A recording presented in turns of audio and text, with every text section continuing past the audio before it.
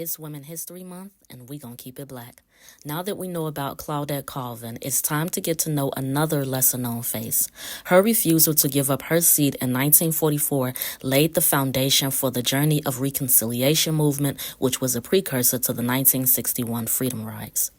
It all started when Irene Morgan boarded a Greyhound bus in Hayes Store, Virginia on July 16, 1944, with no idea that she was about to alter the course of American history. Born in 1917, this 27-year-old mother of two was just trying to get back home to her husband. You see, she had suffered a miscarriage earlier in the summer, and after visiting her mother, was going back to Baltimore to see her doctor. Bus was packed, so much so that Morgan had to accept an elderly black woman's offer to sit on her lap.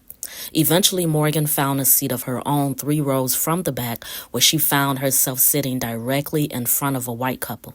That might not seem like much in 2025, but in 1944, it violated Virginia's Southern custom and 1930 statute that prohibited racial mixing on public transportation. Now, if that sounds petty, that's because it was.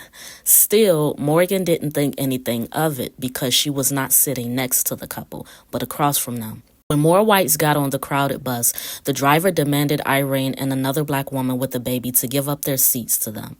The woman with the baby got up immediately and went to the back, but Irene offered a compromise. She said, "Listen, I'll exchange seats with a white passenger sitting behind me, but I'm not about to stand up." This resulted in the sheriff and his deputy dragging her off the bus, but not without a fight. Irene was kicking and scratching and pulling.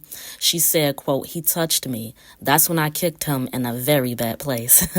He was trying to put his hands on me to get me off. I was going to bite him, but he was dirty, so I clawed him instead," end quote. So anyway, they charged the girl with resisting arrest and violating Virginia's Jim Crow transit law. She spent the next 7 hours in a county jail cell, and her mother posted the $500 bond to get her out, and they thought that it was pretty much over. Irene Morgan ended up fighting her case, appealing to the Supreme Court of the U.S., and on June 3, 1946, the court ruled in the case of Irene Morgan versus Commonwealth of Virginia that the Virginia law placed an unconstitutional burden on interstate commerce.